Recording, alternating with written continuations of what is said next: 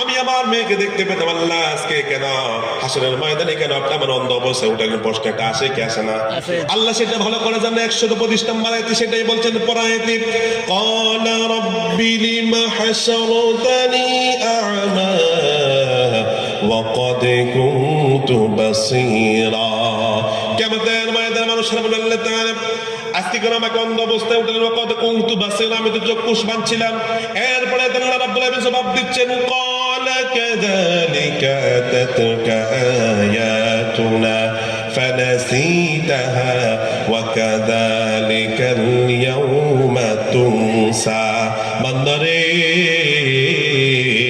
দুনিয়াতে থাকতে যেভাবে কোরআন থেকে তুমি মুখ ফিরিয়ে নিয়েছ, আজকে আমি আল্লাহ সেম কিয়ামতের ময়দানে তোমার থেকে মুখ ফিরিয়ে নিলাম। নাউজুবিল্লাহ।